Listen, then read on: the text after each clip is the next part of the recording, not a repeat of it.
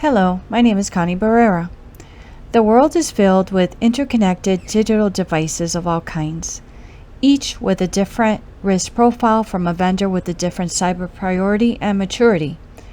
This creates for a threat landscape that is ripe for attackers. Today we will look at two devices, a key risk for each of them, and tangible countermeasures. Lastly, we will look at a real-world attack. The first device is my Samsung Galaxy S25 Ultra.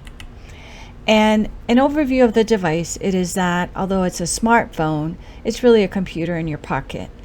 It connects to different networks, one being cellular, wireless networks, as well as Bluetooth. It has NFC capabilities. And the two most popular operating systems for smartphones are iOS and Android, and they're continuously synced to cloud services typically.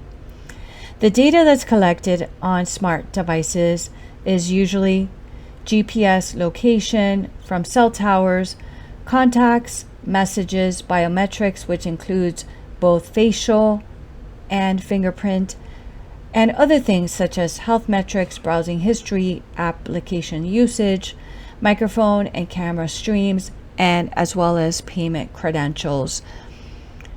One key vulnerability is the fact that mobile applications exploit excessive permissions. Even though there are policed app stores, it's really not enough. And most applications will try to get you to allow them to have more permissions than really they need.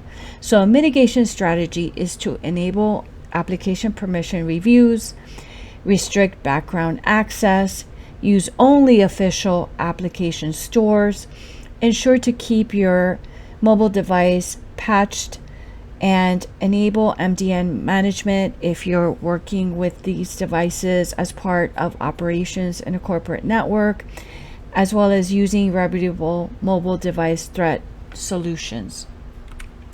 The second type of IoT device that I've selected is an ISP router. Most individuals have these at home and also in businesses. Device overview would include that this is really your network gateway, which connects your home or office to the internet via an internet service provider. And the device provides DHCP, NAT firewall, provides many different services that are really important to any network. The data that's collected includes DNS queries, traffic logs, source and destination, timestamps. It also has an inventory of any device that's connected via the MAC address. It also collects bandwidth usage and admin credentials stored in the firmware. A key vulnerability that we've seen for many years, and it continues to happen, is the use of default or weak administrative credentials. An attacker scan for exposed management ports. They use brute force attacks in order to compromise routers. And when that happens, they have full visibility of your network.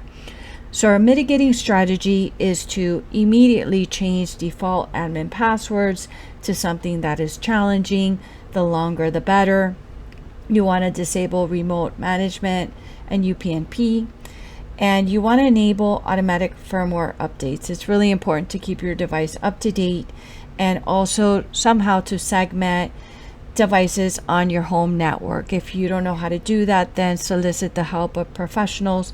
But it's really very important that if you have smart TVs or smart appliances, that those devices don't impact, let's say, your laptop that you depend on for work or school. One real-world attack that occurred back in 2016 is the Mirai botnet. And this exploit caused a lot of havoc. Mirai was scanning the internet for IoT devices by using 61 default usernames and password combinations. And it was able to infect devices silently of over 600,000 nodes that then became part of their botnet. And so the Mirai launched a 1.2 terabytes per second DDoS attack and really took down Twitter, Netflix, and others. The supposed economic impact is estimated to be around $110 million or more.